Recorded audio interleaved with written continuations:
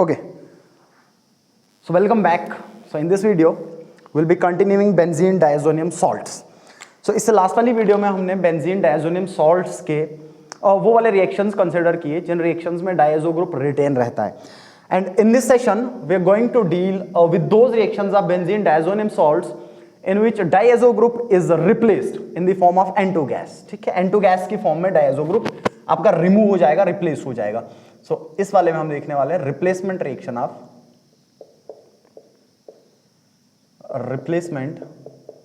Reactions of benzene diazonium salts.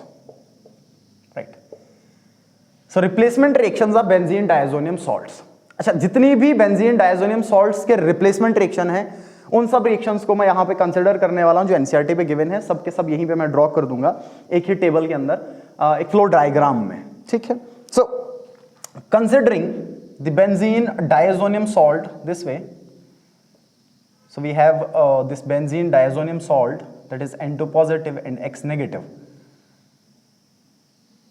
अच्छा, इन reactions में इस बेंजीन डायजोनियम सॉल्ट में से हमें इस पूरे डायजो ग्रुप को रिप्लेस करना है और ये रिप्लेस हो जाएगा N2 गैसियस फॉर्म में. नाइट्रोजन यहां से जब भी रिमूव होगा N2 गैसियस फॉर्म में रिमूव होगा. और रिप्लेस हम किस किस से कर सकते हैं, दैट डिपेंड्स कि हम रिएजेंट कौन सा यूज कर रहे हैं. ठीक है, सो पहले टाइप का रिएक्शन मैं यहां पे लिख लेता हूं. If this benzene diazonium salt undergoes Sandmeyer reaction, अगर हम सैंडमियर रिएक्शन कर दें, so first one is Sandmeyer reaction.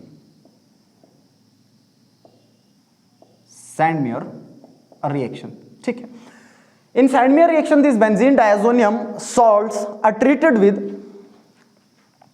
cuprous halides, that is CuCl, in presence of halogen acid, that is HCl.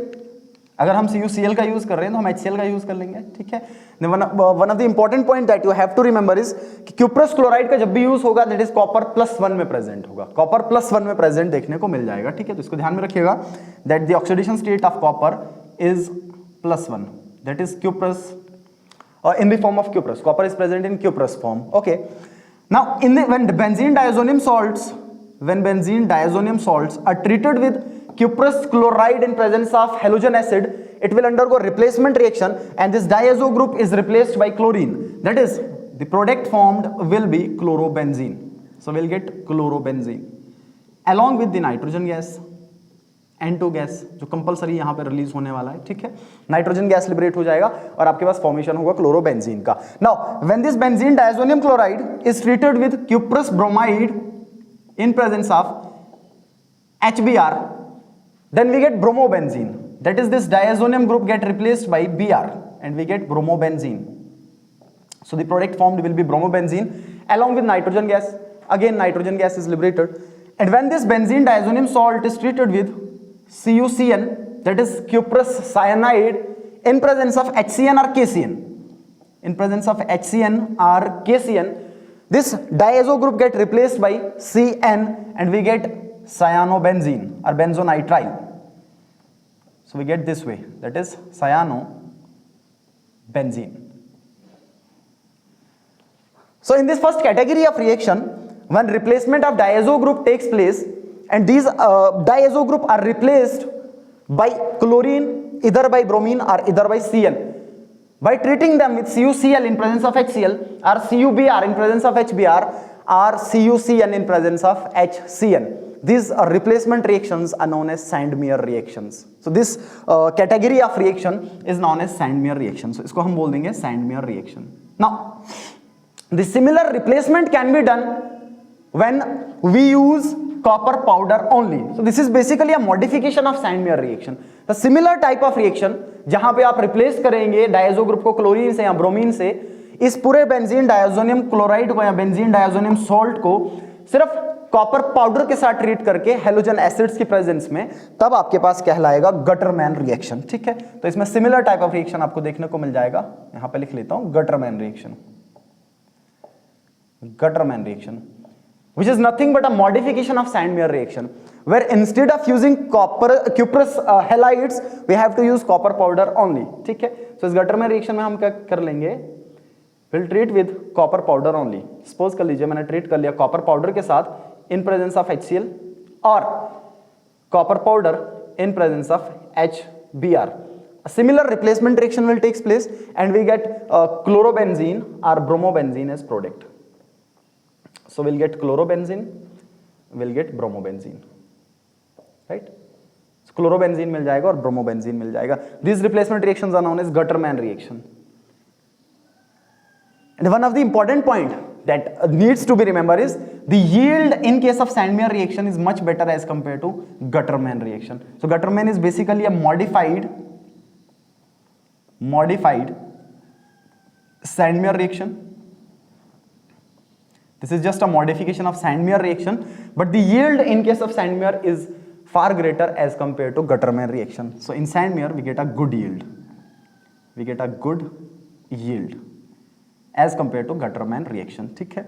So these are the replacement reaction, that is replacement by chlorine, replacement by bromine, replacement by CN by doing Sandmeyer reaction and Gutermann reaction. The other type of replacement reaction, number third, इसके बाद benzene diazonium salts को अगर हम treat कर दें fluoroboric acid के साथ, that is HbF4 fluoroboric acid.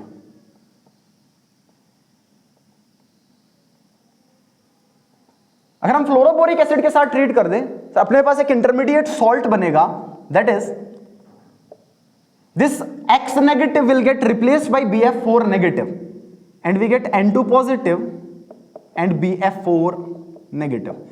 That is benzene diazonium tetrafluoroborate. We get benzene diazonium tetrafluoroborate as intermediate salts. These are also benzene diazonium salts. And after this, if we simply heat this benzene diazonium tetrafluoroborate intermediate, अगर हम इसको heat कर दें, this is benzene diazonium टेट्राफ्लोरोबोरेट.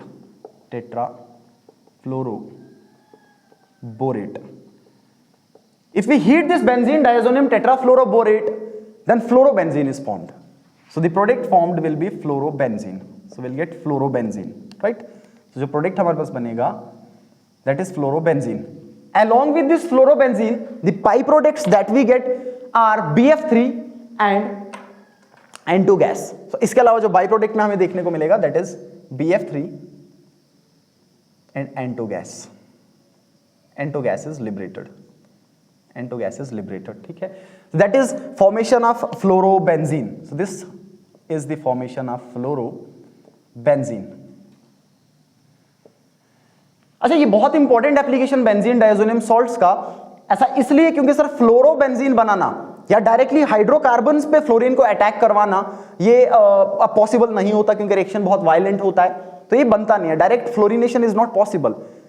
सो इस चीज को करवाने के लिए benzene diazonium salts as intermediate use किए जाते हैं. So this is very important and successful method for the preparation of fluorobenzene, that is benzene diazonium salts should be used as intermediates for this preparation. So this is very good important, this is a very important method. This is known as Balz Schiemann reaction. इस पूरी reaction को बोला जाता है Balz Schiemann reaction. This is known as Balz Schiemann reaction. This reaction is known as Balz-Schiemann reaction, right? That is preparation of fluorobenzene from benzene diazonium salts. So this method is known as Balz-Schiemann reaction. This is important. This method is known as Balz-Schiemann reaction, right? So this is the third method. So in first two we are done with Sandmeyer reaction where replacement of diazo group by either chlorine or by bromine or by CN takes place. In Sandmeyer we can replace this. It's just a modification of Sandmeyer reaction जहां पे हम cuprous halides का use ना करके copper powder का use कर लेंगे और हम बना लेंगे ब्रोमोबेंजीन या chlorobenzene. But in order to synthesize fluorobenzene, we first need to treat this benzene diazonium chloride with fluoroboric acid and we get intermediate salts as benzene diazonium tetrafluoroborate. And on heating this intermediate salt, this basically requires a high temperature to break down. This is the only stable benzene diazonium salts. Among all the benzene diazonium salts, this one is more stable. ये सबसे stable है जो NCERT ने physical properties में mention कर रखा है. तो इसको डिकम्पोज करने के लिए हमें हीट करना पड़ेगा. जैसे ही हमने हीट कर लिया तो अपने पास फ्लोरोबेंजीन का फॉर्मेशन होगा. And this reaction is known as Balz Schiemann reaction, right? Now next is replacement by NO2 group. अच्छा, इसी सिमिलर मेथड को फॉलो करते हुए जब हम इस बेंजीन डायजोनियम सॉल्ट को फ्लोरोबोरिक एसिड के साथ ट्रीट कर लेंगे और अपने पास बेंजीन डायजोनियम टेट्राफ्लोरोबोरेट का फॉर्मेशन होगा। अब इसको डायरेक्ट हीट ना करके अगर हम पहले इसको ट्रीट कर दें aqueous solution of sodium nitrite that is NaNO2, अगर हम इसको aqueous solution of sodium nitrite के साथ ट्रीट कर दें और उसके बाद कॉपर की प्रेजेंस में हीट कर लें, इसके बाद कॉपर की प्रेजेंस में इसको हीट कर लें, ठीक है। सिमिलरली हमने क्या किया, बेंजीन डायजोनियम सॉल्ट्स लिए, इन बेंजीन डायजोनियम सॉल्ट्स को फ्लोरोबोरिक एसिड के साथ ट्रीट किया और फ्लोरोबोरिक एसिड के साथ ट्रीट करने के बाद अपने पास बन गए एक और intermediate salt that is benzene diazonium tetrafluoroborate. अब इसको डायरेक्ट हीट ना करके इसको हम ट्रीट कर देते हैं aqueous solution of sodium nitrite और कॉपर की प्रेजेंस में हीट कर देंगे। अच्छा, जब ऐसा हम करेंगे then a replacement reaction will takes place and this group get replaced by NO2 group. So तब अपने पास फॉर्मेशन होगा नाइट्रोबेंजीन का। So will get nitrobenzene NO2, this is very important. So nitrobenzene का फॉर्मेशन हो जाएगा, यहां पे हो जाएगा नाइट्रोबेंजीन का formation along with by product जो आप सिमिलरली यहां से निकाल सकते हैं, इसी से बाई प्रोडक्ट आपको देखने को मिल जाएंगे। सो नाइट्रोबेंजीन का फॉर्मेशन होगा। सो फ्लोरोबेंजीन बनाना और नाइट्रोबेंजीन बनाने में इंटरमीडिएट सेम इन्वॉल्व होगा। इसके अलावा बेंजीन डायजोनियम सॉल्ट्स के रिप्लेसमेंट रिएक्शंस में कहीं पे भी आपको सिमिलर इंटरमीडिएट देखने को नहीं मिलता एक्सेप्ट इन दो में जो एनसीईआरटी ने लिख रखे हैं। दैट इज जब भी फ्लोरोबेंजीन बनाना है और नाइट्रोबेंजीन बनाना है बेंजीन डायजोनियम सॉल्ट से, तो इन दोनों में इंटरमीडिएट बेंजीन डायजोनियम टेट्राफ्लोरोबोरेट इन्वॉल्व होगा। इन दोनों में एक कॉमन पॉइंट है कि इन दोनों में ये वाला जो सॉल्ट है इंटरमीडिएट सॉल्ट, ये कॉमन देखने को मिल जाएगा, ठीक है। सो this is formation of nitrobenzene, right. Now अगर इस बेंजीन डायजोनियम सॉल्ट जो कि you know that this is stable at cold temperature only, this is stable at ice bath temperature only, this is stable in cold condition only, that is 0 degree to 5 degree, सिर्फ 0 degree से लेकर 5 degree Celsius तक ही ये stable होता है। अगर इसके aqueous solution को वार्म किया जाए, अगर इसके एक्वस सॉल्यूशन को हम वार्म कर दें तो आप ये देखेंगे this will undergo hydrolysis, this benzene diazonium salt will undergo hydrolysis and this diazo group get replaced by OH and we get phenol. In this case we get phenol, whereas in case of aliphatic amines, aliphatic diazonium salts are not formed. Sir वहां पे aliphatic diazonium salts का formation नहीं होगा because those are highly unstable. So वहां पे directly hydrolysis होने के बाद अल्कोहल का फॉर्मेशन होगा। बट यहां पे 0 से 5 डिग्री तक बेंजीन डायजोनियम सॉल्ट्स का स्टेबिलिटी देखने को मिल जाता है। बट जैसे सॉल्यूशन को वार्म किया जाता है, जैसे आप सॉल्यूशन को 5 डिग्री से लेकर 8 डिग्री तक वार्म कर देंगे तो आप ये देख लेंगे कि वार्म करने पे हाइड्रोलिसिस हो जाएगा और ये पूरा का पूरा ग्रुप रिप्लेस हो जाएगा OH से and we get phenol. So we get phenol is final product. So यहां पे बन जाएगा फिनोल। सो फिनोल का फॉर्मेशन देखने को मिल जाएगा, राइट।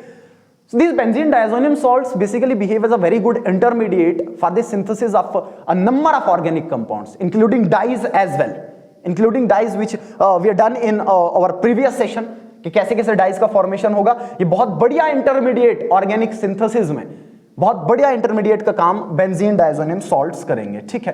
अच्छा, इसके बाद अगर इन बेंजीन डायजोनियम सॉल्ट्स को मैं KI के साथ ट्रीट कर दूं, if you treat this with KI, heat कर दूं मैं KI के साथ ट्रीट करने के बाद, then there is formation of iodobenzene.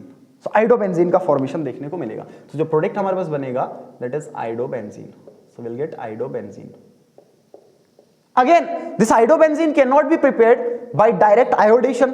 Benzene का डायरेक्ट आयोडेशन करने के बाद आप आइडोबेंजीन को नहीं बना सकते। Why? Because this reaction is reversible. There is formation of HI which reverses the reaction, and in order to do that reaction, we need a good oxidizing agent like periodic acid or nitric acid, obviously. But these benzene diazonium salts behave as a very good intermediate for the synthesis of idobenzene, where these benzene diazonium salts are treated with Ki. Then we get iodobenzene as final product. So iodobenzene का formation देखने को मिल जाएगा. So we get iodobenzene. Now the last reaction that NCERT has written down is replacement by hydrogen. जब ये पूरा का पूरा ग्रुप हम हाइड्रोजन से रिप्लेस कर देंगे और बेंजीन का फॉर्मेशन देखने को मिल जाएगा. That is very important reaction. ठीक है. So अब इसके बाद these benzene diazonium salts are to be treated with phosphinic acid or so called hypophosphorus acid. So, इसके बाद हम इनको ट्रीट कर देंगे. नंबर फर्स्ट में लिख लेता हूं, इधर with H3PO2 that is hypophosphorus acid or phosphinic acid. So hypophosphorous acid या फॉस्फेनिक एसिड के साथ ट्रीट कर देंगे, और we could treat this with ethanol as well, इसको हम इथेनॉल के साथ भी ट्रीट कर सकते हैं, we could treat this with ethanol that is C2H5OH, right, और we can use DMF, we can also use DMF, that is dimethyl formamide. So dimethyl formamide can also be used. Now in these when these reagents are used, that is phosphenic acid along with water molecules or ethanol or DMF, then replacement by hydrogen will takes place and formation of benzene will occur. ये पूरा का पूरा group hydrogen से replace हो जाएगा और formation हो जाएगा बेंजीन का. So बेंजीन का फॉर्मेशन देखने को मिलेगा, so we'll get benzene. अच्छा, जब आप फॉस्फेनिक एसिड का यूज करेंगे तो आपको बाई प्रोडक्ट में H3PO3 देखने को मिल जाएगा, और जब आप इथेनॉल का यूज करेंगे तब बाई प्रोडक्ट में आपको इथेनॉल देखने को मिल जाएगा. शुड बी रिमेंबर्ड, जब आप इथेनॉल का यूज करेंगे तब बाई प्रोडक्ट में इथेनॉल भी देखने को मिल जाएगा, और जब आप इसका यूज करेंगे फॉस्फेनिक एसिड का तब आपको H3PO3 बाई प्रोडक्ट में देखने को मिल जाएगा. ठीक है, so these are the replacement reaction of benzene diazonium salts. So पहला reaction that is Sandmeyer reaction, जहां पे बेंजीन डायजोनियम सॉल्ट्स को हमने ट्रीट कर दिया क्यूप्रस हैलाइड्स के साथ in presence of their halogen acids, their corresponding halogen acids, that is CuCl in presence of HCl. Sometime it is written as Cu2Cl2, से कोई दिक्कत नहीं आने वाली, क्योंकि दोनों में जो बेसिक फॉर्मूला बनेगा, ये दोनों का जो एम्पेरिकल फॉर्मूला बनेगा वो CuCl ही बनेगा. अच्छा, उसके बाद CuBr in presence of HBr, CuCN in presence of HCN, we get bromobenzene, chlorobenzene and cyanobenzene. Similarly, we can do this reaction. This reaction can be done in presence of copper powder only and halogen acids. That is the modification of Sandmeyer reaction known as Gutterman reaction. So हमारे पास chlorobenzene और bromobenzene का formation again देखने को मिल जाएगा, and Sandmeyer reaction gives a good yield as compared to Gutterman reaction. ठीक है. इसके बाद रिप्लेसमेंट बाय फ्लोरीन.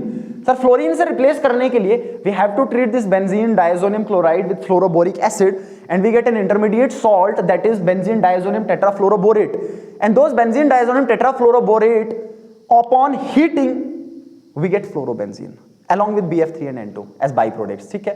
सिमिलरली अगर आपको नाइट्रोबेंजीन से इसको रिप्लेस करना है तो पहला स्टेप कॉमन होगा, दैट इज हमने फ्लोरोबोरिक एसिड के साथ ट्रीट कर दिया, बेंजीन डायजोनियम टेट्राफ्लोरोबोरेट बन गया, और उसके बाद डायरेक्ट हीट ना करके इसको एक्वस सॉल्यूशन या ethanolic solution of sodium nitrite के साथ ट्रीट कर देंगे, और उसके बाद कॉपर की प्रेजेंस में हीट कर लेंगे.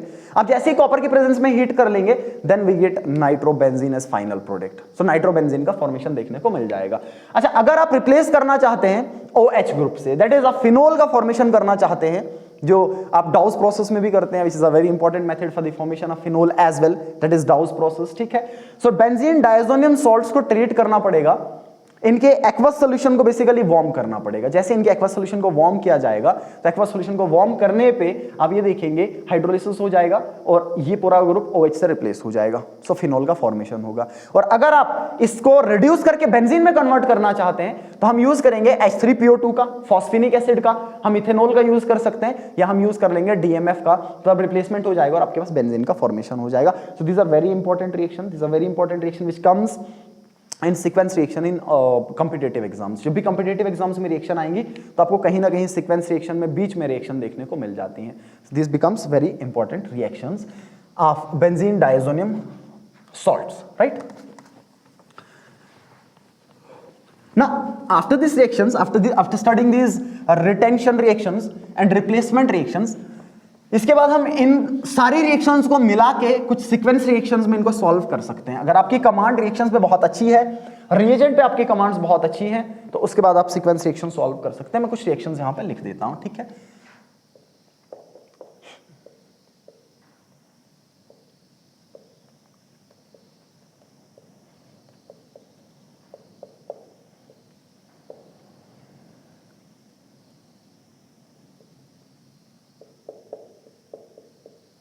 Okay okay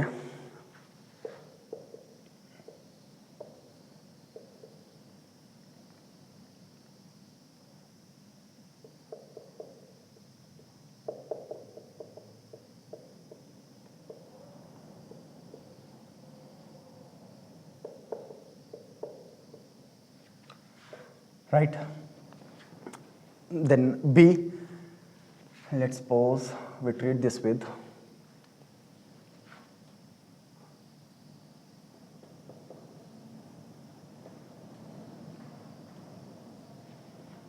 okay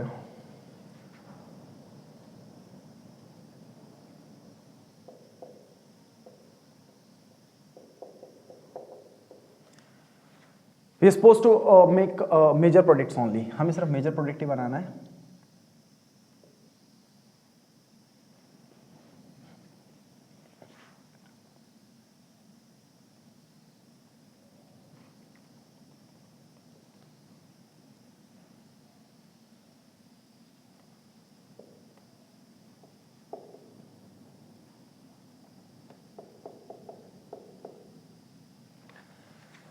okay alright, सो एक सीक्वेंस रिएक्शन मैंने लिख दिया जहां पे आपके एमीन्स इन्वॉल्व होंगे, बेंजीन डायजोनियम सॉल्ट्स इन्वॉल्व होंगे, ठीक है।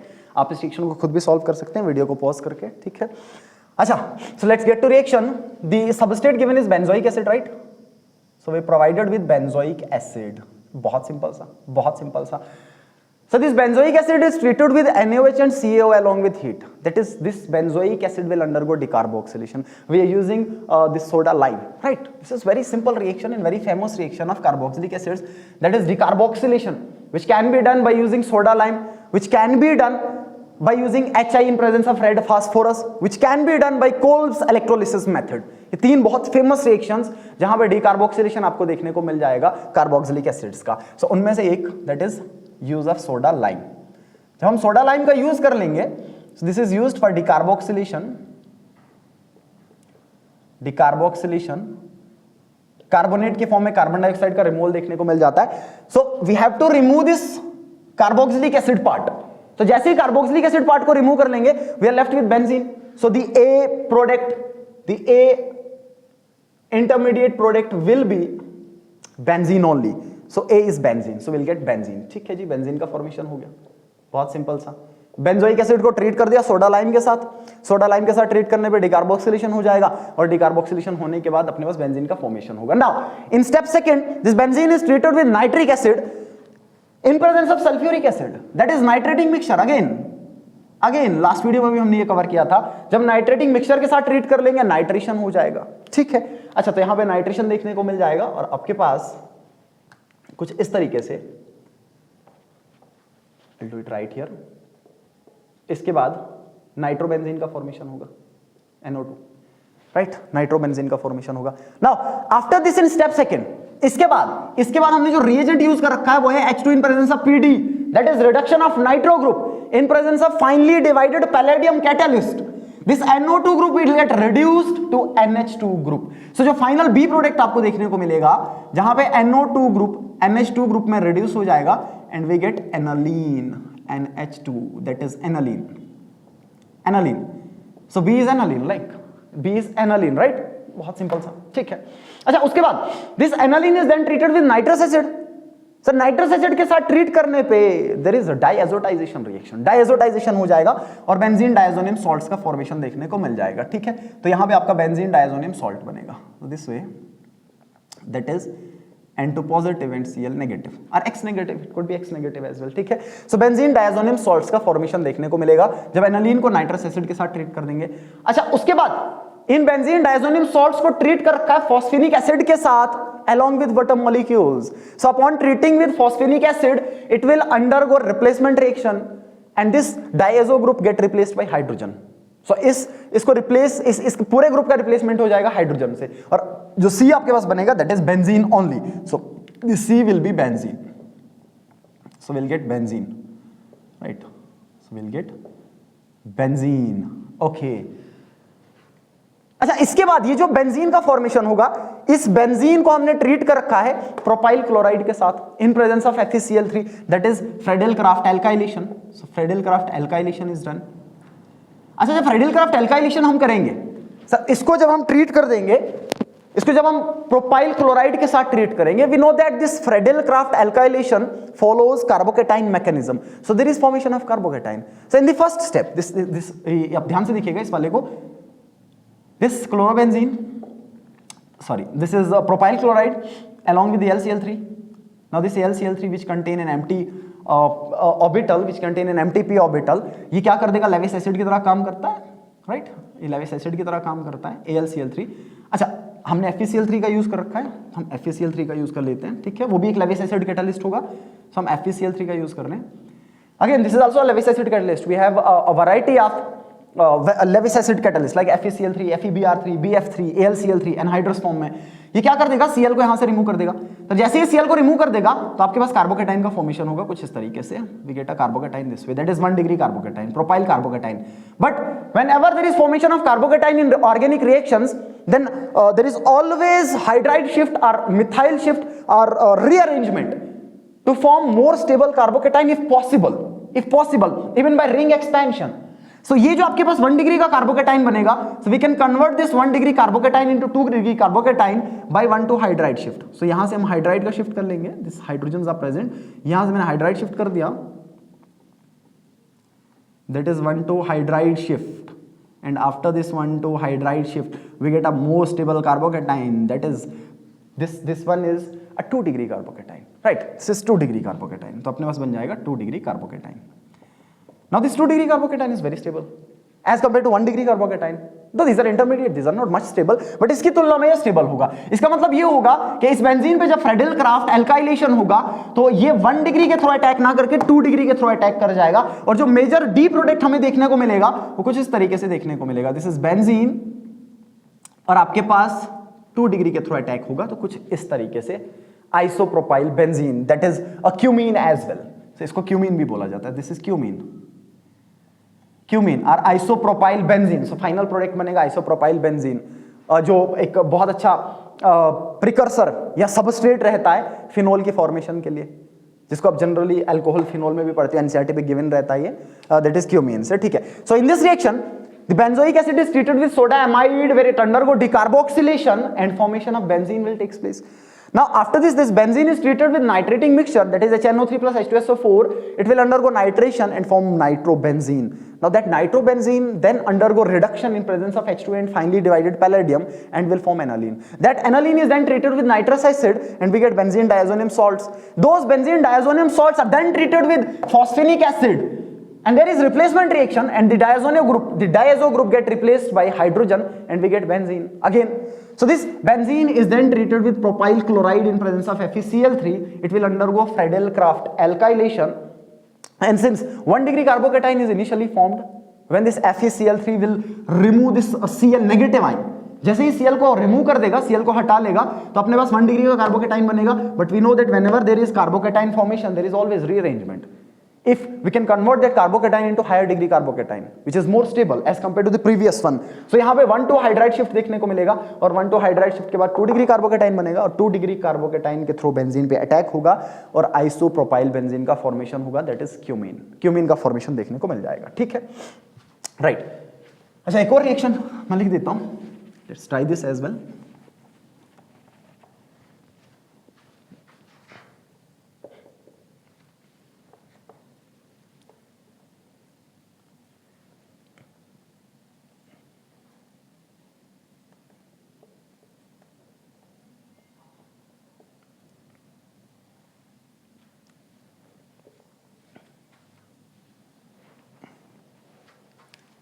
Okay.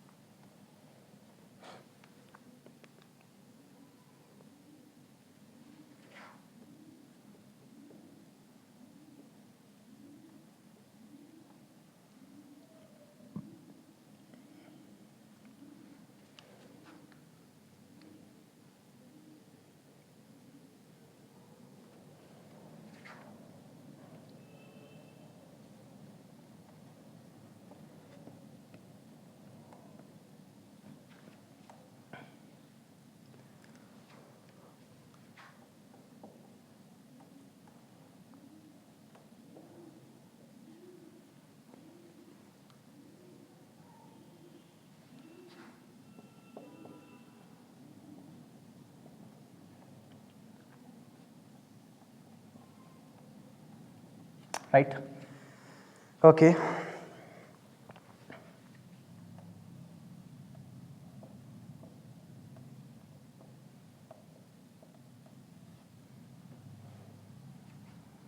ओके ठीक है, इस रिएक्शन को ट्राई करते हैं, आप खुद ट्राई कर सकते हैं वीडियो को पॉज करके, ठीक है। सो सबस्ट्रेट जो हमारे पास गिवन है that is amide, okay 1 2 3 4, this is butanamide, this is butanamide, ठीक है जी। सर ब्यूटेनामाइड को या एमाइड को ट्रीट किया गया है Br2 के साथ in presence of KOH, so this will undergo HBD reaction which is a very famous reaction of preparation method of amines, जो एनसीईआरटी पे मेंशन है और बार बार नीट में इससे सवाल पूछता रहता है, इस बार भी नीट में सवाल था। So this is known as HBD reaction, this is HBD reaction, ठीक है। हैप्पी बर्थडे रिएक्शन आप याद रख सकते हैं। This is basically Hofmann bromamide degradation reaction, this is basically Hofmann bromamide degradation reaction, right. This is Hofmann bromamide degradation reaction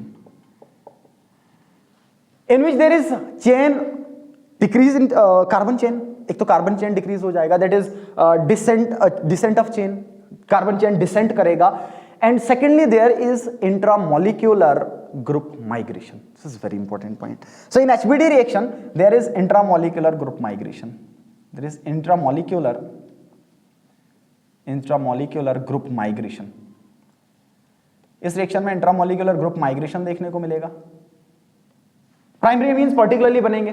so 1 degree amines बनाने का सबसे बढ़िया मेथड देखने को मिलेगा आपको, बहुत अच्छा मेथड जिससे 1 डिग्री अमीन बन सकते हैं, प्राइमरी अमीन बन सकते हैं। सो उसके बाद degradation that is descent of chain देखने को मिलेगा, डिसेंट ऑफ चेन का लेंथ कम हो जाएगा। ऐसा इसलिए इस रिएक्शन को करने का सबसे सिंपल मेथड ये होगा कि जब भी आपको एमाइड दिखे और एमाइड को ट्रीट किया गया है Br2 along with the aqueous or ethanolic solution of KOH or NaOH, तो आपको C डबल बॉन्ड O को जस्ट रिमूव कर देना है। तो ये जो बीच वाला C डबल बॉन्ड आपको देखने को मिल रहा है, इसको रिमूव कर दीजिए और इस पूरे एल्काइल ग्रुप को, ये जितना भी आपको एल्काइल ग्रुप देखने को मिल रहा है, इस पूरे ग्रुप को यहाँ पे जोड़ दीजिए, ठीक है। इस कार्बन के थ्रू इस पूरे ग्रुप को यहाँ पे जोड़ दीजिए। This is HBD reaction, that is Hofmann bromamide degradation reaction, बहुत सिंपल सा, ठीक है। अच्छा तो A क्या बन जाएगा? सो इसको करने के बाद जो A अपने पास बनेगा, रब दिस,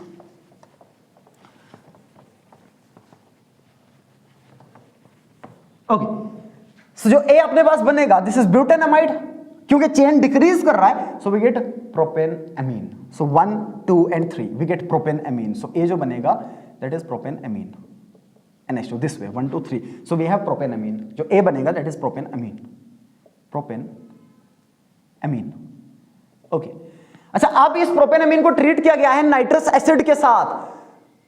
अब अपने पास एराइल अमीन्स नहीं है, एरोमेटिक अमीन्स नहीं है, इसका मतलब यह होगा कि अगर नाइट्रस एसिड के साथ ट्रीट करेंगे तो डायज़ोनियम सॉल्ट्स का फॉर्मेशन नहीं होगा, वो डायरेक्ट हाइड्रोलाइज करके, क्योंकि अनस्टेबल होगा, डायरेक्ट हाइड्रोलाइज करके अल्कोहल बना देगा। This is very very important, यहां पे कंफ्यूजन बैठ सकता है, इसको ध्यान से याद रखना।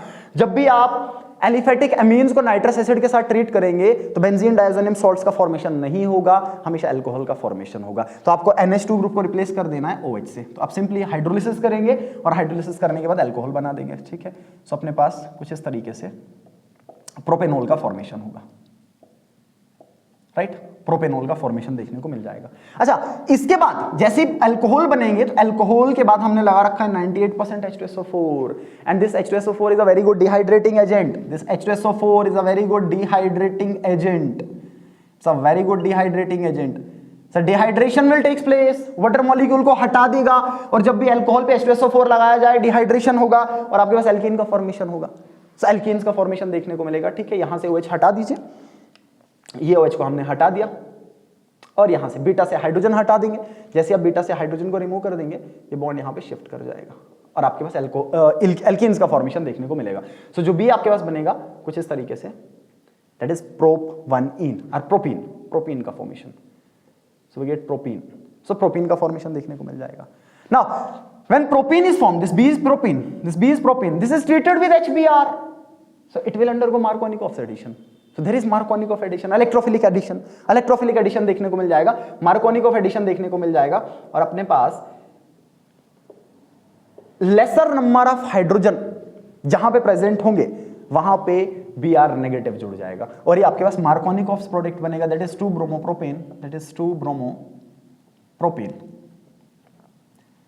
2-bromopropane, Markovnikov's product, right? See, now then it is treated with ethanolic NaCN, ethanolic solution of sodium cyanide. तो ethanolic solution of sodium cyanide के साथ ट्रीट कर देंगे, न्यूक्लियोफिलिक सब्स्टिट्यूशन देखने को मिलेगा, right. Then nucleophilic substitution will takes place. तो जैसे न्यूक्लियोफिलिक सब्स्टिट्यूशन होगा, this Br negative will get replaced by Cn। So आपके पास जो फॉर्मेशन होगा दिस वे, Cn से रिप्लेस हो जाएगा, that is two methyl propane nitrile, two methyl propane nitrile. Okay, numbering change हो जाएगा, प्रायोरिटी बदल जाएगा। सो दिस वे 1, 2 and 3, 2 पे methyl group, so we get two methyl propane nitrile, two methyl propane nitrile. Okay, two methyl propane nitrile का formation देखने को मिलेगा। And after this we are treating with HCO positive, that is acidic hydrolysis, right? That is H positive and H2O, acidic hydrolysis। इसके बाद हमने कर दिया acidic hydrolysis। Acidic hydrolysis बहुत फेमस, इस बार भी नीट में था, बस इस बार पार्शियल हाइड्रोलिसिस करवा रखा था, ठीक है। हाइड्रोलिसिस कर देंगे, जैसे एसिडिक हाइड्रोलिसिस कर देंगे CN will form carboxylic acid. जब भी नाइट्राइल्स का हाइड्रोलिसिस करेंगे हमेशा कार्बोक्सिलिक एसिड का फॉर्मेशन होगा। जब इसका पार्शियल हाइड्रोलिसिस किया जाए तब एमाइड्स का फॉर्मेशन होगा, जब इसका कंप्लीट हाइड्रोलिसिस किया जाए तब कार्बोक्सिलिक एसिड का फॉर्मेशन होगा, और जब इसका रिडक्शन किया जाए लिथियम एल्युमिनियम हाइड्राइड लगा के तब एमीन्स का फॉर्मेशन होगा, ठीक है। तो जो E आपके पास बनेगा वो कुछ इस तरीके से, दैट इज COOH। ये फाइनल प्रोडक्ट देखने को मिल जाएगा, right. That is two methyl propanoic acid, two methyl propanoic acid, two methyl propanoic acid, two methyl propanoic acid का फॉर्मेशन देखने को मिल जाएगा। Okay, a very important reaction, ठीक है। एक सीक्वेंस रिएक्शन था, काफी लंबा सा था। सो इस सेक्शन में हमने क्या किया, ब्यूटेनामाइड हमारे पास गिवन था, ब्यूटेनामाइड को हमने ट्रीट कर दिया। Br2 in presence of KOH or NaOH, it will undergo HBD reaction, that is Hofmann bromamide degradation reaction। Decent of chain देखने को मिल जाएगा, इंट्रामोलिकुलर ग्रुप माइग्रेशन देखने को मिल जाएगा, C डबल बॉन्ड और अब सीधा हटा दीजिए, इसको डिग्रेड कर दीजिए और इस पोर्शन को यहां से यहां जोड़ दीजिएगा। सो जहां पे C डबल बॉन्ड के साथ जो कार्बन अटैच था उस कार्बन को डायरेक्टली NH2 के साथ जोड़ देंगे, तो आपका चेन डिसेंट कर जाएगा। ब्यूटेनामाइड गिवन था तो प्रोपेनामीन बन जाएगा। अच्छा, इस प्रोपेनामीन को नाइट्रस एसिड के साथ ट्रीट कर दिया तो डायजोनियम सॉल्ट्स जो बनेंगे अनस्टेबल होंगे, एकदम से हाइड्रोलाइज करके अल्कोहल का फॉर्मेशन कर देंगे, सो प्रोपेनॉल बनेगा। इस प्रोपेनॉल के बाद हमने इस पे H2SO4 लगा रखा है, और H2SO4 एक बहुत अच्छा डिहाइड्रेटिंग एजेंट होगा, अल्कोहल्स का डिहाइड्रेशन कर देगा और एल्कीन्स का फॉर्मेशन, दैट इज प्रोपीन बन जाएगा। उसके बाद HBr लगा रखा है, and there is no presence of peroxide, that means Markovnikov addition will takes place which follow electrophilic addition mechanism, so will get 2-bromopropane, right। 2-bromopropane will be formed as intermediate carbocation through, carbocation intermediate के through formation जाता है, that is why lesser number of hydrogen पे ही हमेशा जुड़ना चाहेगा, ठीक है। उसके बाद इथेनोलिक सॉल्यूशन ऑफ NaCN के साथ ट्रीट कर दिया, it will undergo nucleophilic substitution, this Br will get replaced by Cn and we get 2-methyl propane nitrile। और उसके बाद हाइड्रोलिसिस कर दिया, जब भी एसिडिक हाइड्रोलिसिस कर देंगे जो Cn ग्रुप है that get converted into carboxylic acid group, that is COOH, COOH का फॉर्मेशन। सो अपने पास जो फाइनल प्रोडक्ट बनेगा वो कार्बोक्सिलिक एसिड होगा, ठीक है। अच्छा, now after this will do a separate session on questions. एक सेपरेट सेशन क्वेश्चंस में हम अलग से कर लेंगे, ठीक है। इसको थ्योरी पार्ट को खत्म करते हैं, एक कंप्लीटली अलग सेशन क्वेश्चंस पे रहेगा, कंप्लीट अलग सेशन, नीड लेवल के क्वेश्चंस रहेंगे, JEE लेवल के क्वेश्चंस रहेंगे, ठीक है। अच्छा, इसके बाद मैं बात कर लूं बेंजीन डायजोनियम सॉल्ट्स के फिजिकल प्रॉपर्टीज की, फिजिकल प्रॉपर्टीज जो एनसीईआरटी ने लिख रखे हैं, ठीक है, उन प्रॉपर्टीज की मैं बात कर लूंगा। 2 प्रॉपर्टीज की बेसिकली एनसीईआरटी डिस्कशन करता है, एक इनके फिजिकल स्टेट की बात करता है और दूसरा इनके सॉल्युबिलिटीज की बात करता है, ठीक है। तो मैं लिख लेता हूं पहला फिजिकल स्टेट, और एनसीईआरटी का हर एक पॉइंट बहुत इंपॉर्टेंट, हर एक पॉइंट बहुत इंपॉर्टेंट, आपको थ्योरेटिकली हर एक पॉइंट ध्यान में होना चाहिए, क्वेश्चन तो आने ही चाहिए, साथ साथ में थ्योरेटिकल पॉइंट्स भी आपको ध्यान में होने चाहिए।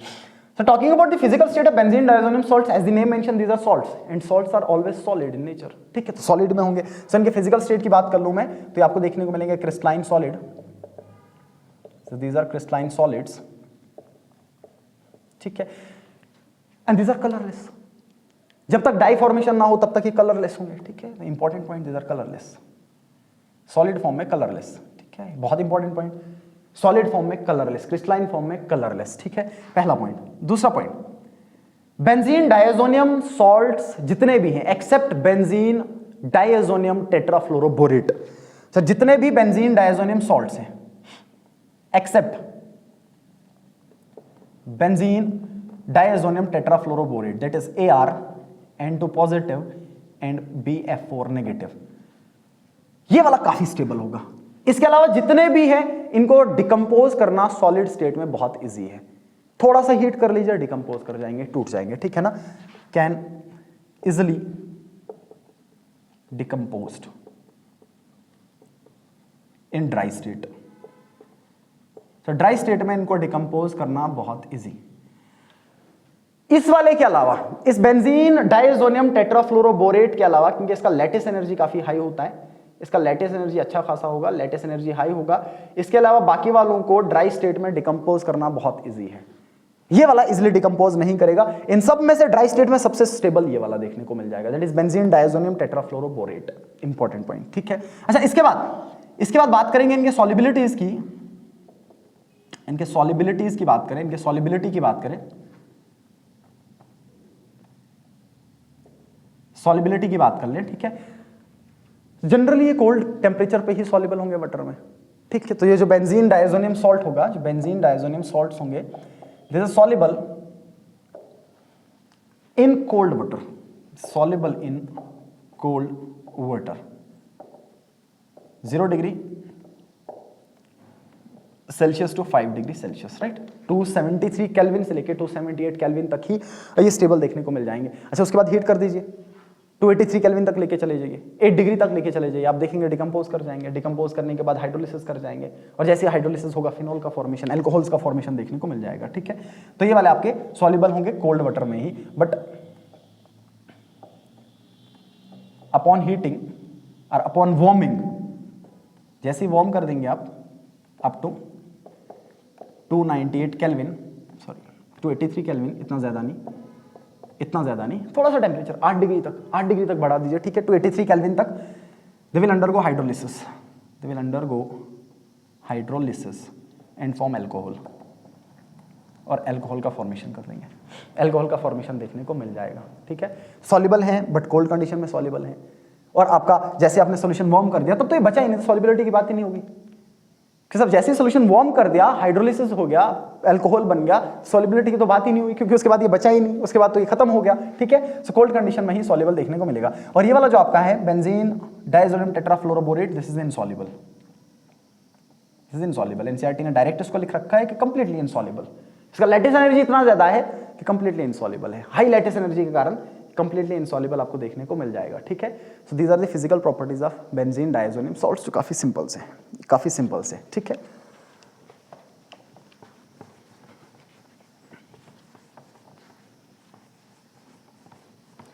ओके, इसके बाद एक और सीक्वेंस रिएक्शन में बना देता हूं, ट्राई कीजिए।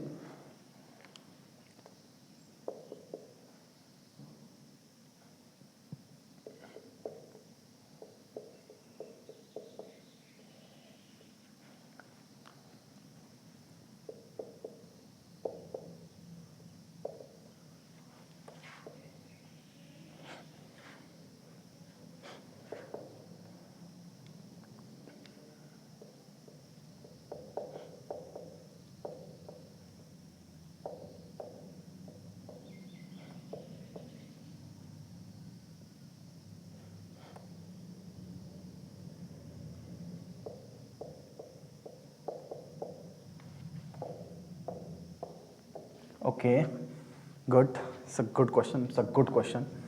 अच्छा, इसके बाद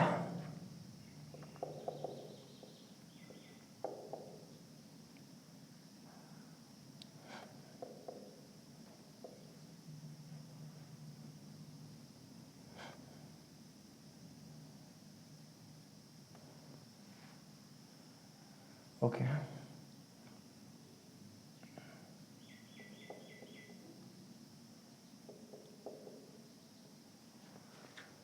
ओके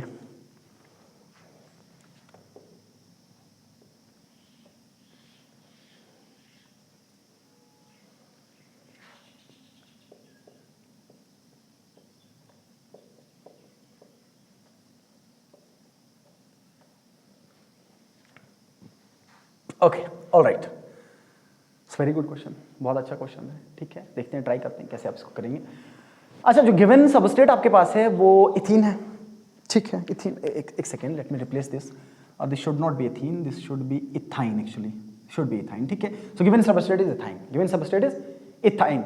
अच्छा, जब इस इथाइन को या एसिटाइलिन को, this is acetylene, so when this acetylene is treated with, when this acetylene gas is passed through red hot iron tube or a red hot copper tube, it will undergo cyclic polymerization and aromatization. This is a very good reaction for the preparation of benzene, which is mentioned on NCERT 11th NCERT hydrocarbon chapter में mention रहता है कि जब भी आपको benzene का preparation करना है तो आप साइक्लिक पॉलीमराइजेशन करके, एसिटाइलिन का साइक्लिक पॉलीमराइजेशन करके कर सकते हैं, ठीक है। तो हमने क्या कर दिया, एसिटाइलिन को रेड हॉट आयरन ट्यूब से पास कर दिया, so there is cyclic polymerisation and aromatization. So cyclic polymerization and aromatization.